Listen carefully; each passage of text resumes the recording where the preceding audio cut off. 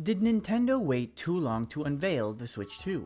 Of course, people like me and you can definitely put in our 2 cents. At the end of the day, only Nintendo can answer that question. But regardless of what any of us feel right now, over the past few weeks, leaks and rumors about the next generation hardware has been rampant. Honestly, it was getting to the point where it was even hard to follow, so I thought for today's video, why not compile all the rumors and so-called leaks into just one video to see how much we really think we know about the Nintendo Switch 2. Plus, considering that we are factually close to Nintendo's own deadline to announce the console, it'll be interesting to look back at this video in a couple of weeks to see how much we actually got right. But before we begin, I have 2 quick things to mention. First, I will be rating the leaks that we are going to talk about, and the system will go a little bit something like this. There will be 2 options. I can either rate the leak as a yeah, maybe, which means I'm more leaning towards this being true, but there's also the rating of I don't know. This is a reference to the fact that, well, I don't know. Maybe it's real, I feel like it's probably not, but I don't know, maybe it is. And also, once again, I just want to remind you guys that nothing is official as of yet. Okay, I've yapped long enough, let's go right into the video. Let's start this video by looking at the Joy-Cons and how they will be changing. Let's start by addressing the elephant in the room. Will Nintendo be doing anything about Joy-Con drift with the Switch 2? And according to what we think we know, the answer is yes. Allegedly, Nintendo will be including Hall effect joysticks.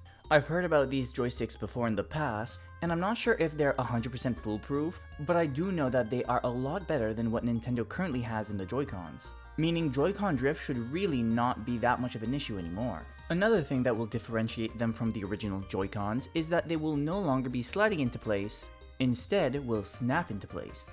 Personally, I feel like this is a definite yeah maybe. It's just one of those things where I've been hearing about this for so long that I really do believe that it is the case. But if it is the case, I'm wondering what the new cradle is going to look like, because the old design just will not work anymore. But because there is a new snapping in mechanism, there's also a new mechanism to remove them. If you look at the back of the Joy-Con, there is a new trigger, but this trigger will most likely be to assist you to remove the Joy-Cons. However, there are some people that do believe that this is actually going to be a 3rd trigger. However, I really doubt this is going to be the case, although I know Nintendo doesn't shy away from controller designs that aren't exactly ergonomic. But to me at least, the way the trigger is placed, when you do pull on the trigger, it's in the same direction the Joy-Con would be removing. Speaking of new buttons, there's a new C button included on the right side Joy-Con. Currently there are no leaks that explain what this C button could do, so a lot of rumors are brewing. If I had to guess personally, I feel like this button is probably going to be a chat button.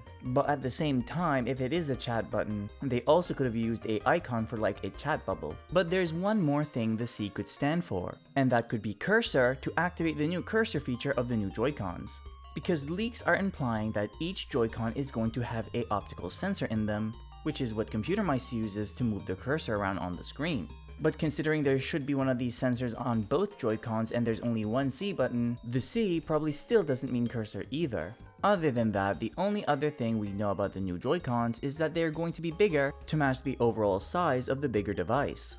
All in all, I do feel like a lot of the leaks coming out for the Joy-Cons themselves are pretty accurate. But again, that's just my personal opinion. Now it's time to talk about the tablet itself. The tablet is going to match the Joy-Con's bigger size, meaning we'll also be getting a bigger screen. We are unsure at this moment, or at least as far as I know, if it's going to be an OLED screen or an LCD screen. But if I had to put my guesses though, I would guess that it's going to be a LCD screen, simply just to keep costs down compared to the OLED screens that typically cost more. And I'd just like to take 1 second to remind you guys that the LCD displays have developed a lot since 2017, meaning that even though they might not be OLED screens and probably still won't be as good as an actual OLED screen, they will most likely look better than the LCD display that we got on the original Switch.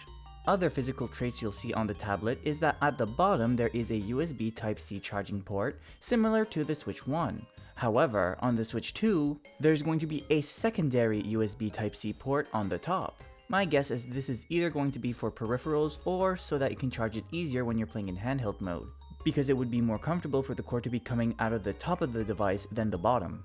Then, if you turn to the back of the device, you'll notice that there is a new kickstand. This time, the kickstand is going to be in a U shape, meaning when you're playing in tabletop mode, the device should be a lot more stable, similar to the OLED kickstand, rather than the dinky one that was on the original Switch. Next, we have good news for physical collectors, because at the top of the system, there will be a physical card slot for games. Nintendo already officially announced that the Switch 2 will be backwards compatible, so it's safe to assume that your digital Switch game collection will be able to be ported forward. However, Nintendo technically didn't explicitly say that the physical cards will be accepted in the Switch 2, but if you look at how the 3DS worked, there was only one card slot and it could play both 3DS and DS games, so I really feel like it'll be the case for the Switch 2 as well. The last Switch body related leak has to do with the processing power. A photo was leaked online a little while ago with the motherboard for the Switch 2, and here's my thought about this. As the Acadians say, "On comprend ni tu ni tête," which roughly translates to "my head understands just about as much as my ass does." But luckily for me, I don't have to understand any of this stuff, because there's plenty of people online that does. And the general consensus about the Switch 2 is that it's going to have a power range of somewhere between the base PS4 and the PS4 Pro. And considering that it is still a hybrid system, that power level is pretty good. But on top of that, that's not all.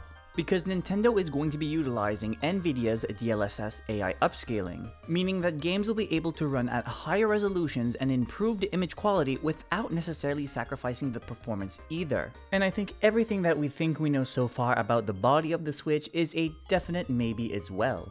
Actually, I feel like at this point I'd be more shocked if it wasn't true. But now it's time we talk a little bit more about the dock, because the dock will also be getting some upgrades as well. Visually, there'll be a few changes, mostly that the dock seems that it's going to be a little bit more round. Also, it seems that it's going to be accepting a higher watt input. The original Switch, when docked, could pull up to 39 watts, whereas the Switch 2 looks like it's going to be taking up to 60. But if the Switch itself is supposed to be more powerful, it also makes sense that it's going to draw more juice.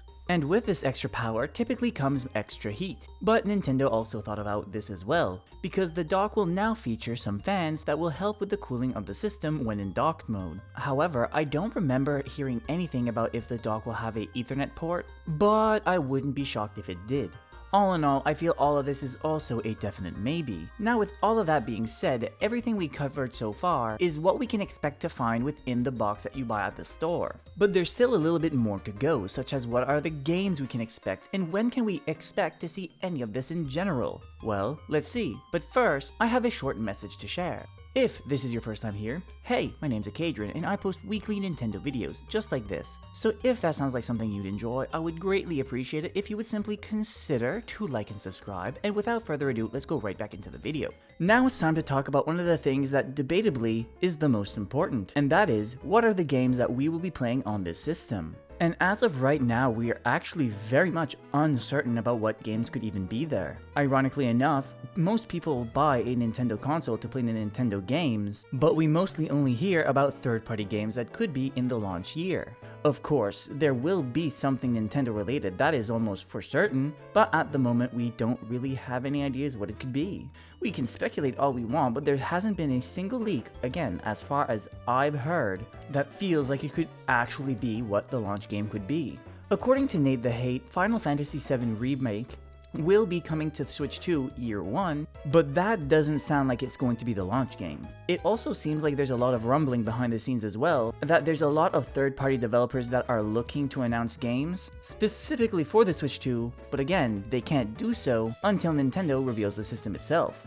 So on one hand, I want to say unfortunately the games did not leak, but in this case, I feel like it's a good thing because we already know so much about the console allegedly, so it's good to have some surprise left. Now for the last but certainly not least, let's talk about the marketing. For what this console is going to be named, it's apparently just going to be simply called Switch 2, to which I've been Team Switch 2 all along personally, but that's just a aside. Also, apparently the logo will be very similar to the original Switch, with the only thing changing is adding a big 2 beside the logo.